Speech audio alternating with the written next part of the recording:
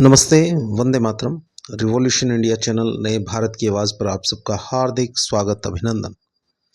गत दिवस 5 जून अंतर्राष्ट्रीय पर्यावरण दिवस, जिसके लिए पूरे विश्व भर में सांकेतिक रूप से सरकारों, प्रशासन द्वारा पर्यावरण को बचाने का एक प्रयास मात्र किया गया।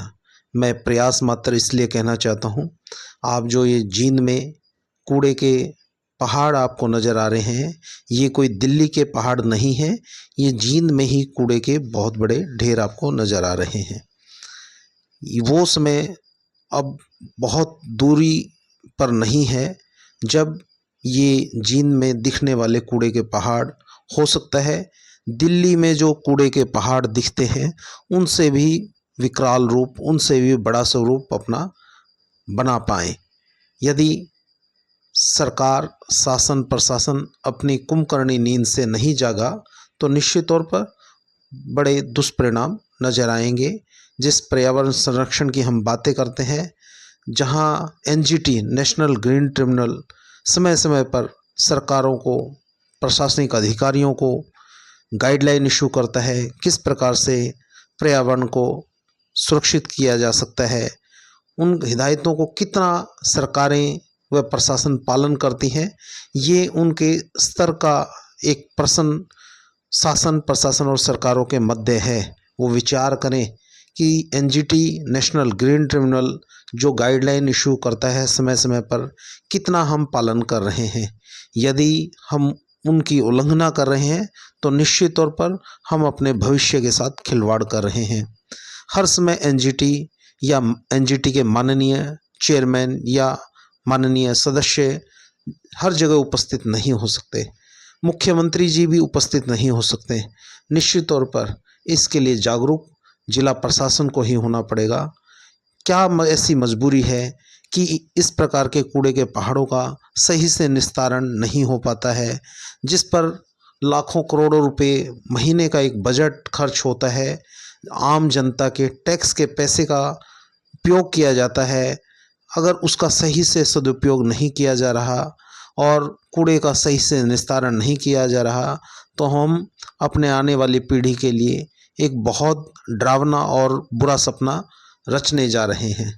इसलिए मेरी विनम्र प्रार्थना, रिवॉल्यूशन इंडिया चैनल की विनम्र प्रार्थना सरकारों से, शासन प्रशासन से और माननीय एनजीटी चेयरमैन और एनजीटी सदस्यों से, कृपया आप इस प्रकार की कोई स्थिति जो एक बहुत बड़ा एक विकराल रूप ले सकती है, यदि समय रहते हम नहीं जागे, उस कूड़े का सही से प्रबंधन और निस्तारण नहीं किया तो निश्चित तौर पर इसके दुष्परिणाम हमें नजर आएंगे। समय रहते जागने में ही फायदा है। अब कहने वाली बात है, जब जागो तभी सवेरा।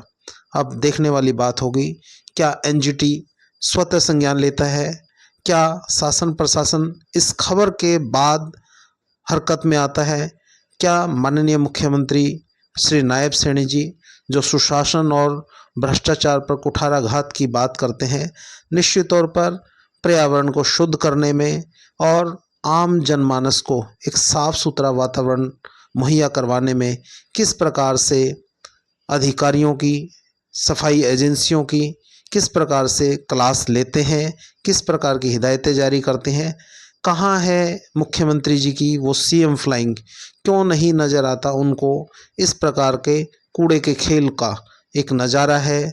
इसमें कूड़े के खेल में लोग पैसे वाले भी हो रहे हैं, लेकिन आम जनता पिस रही है, जिसको अपने स्वास्थ्य से दो चार होना पड़ता है। क्यों नहीं हम बेसिक जो एनजीटी की गाइडलाइन है उसका भी पालन नहीं कर पा रहे हैं। बार बार एनजीटी की गाइडलाइन कहती है कि डंपिंग साइट की 4 दीवारी होनी चाहिए, उसके अलावा डंपिंग साइट पर चारों तरफ बड़े बड़े पेड़ होने चाहिए। जिन हिदायतों को कई वर्ष बीत गए उसके बाद भी यदि उन हिदायतों का पालन नहीं हो रहा है तो निश्चित तौर पर सरकारों को, शासन प्रशासन को जागना होगा उस कुंभकर्णी नींद से, जनहित में।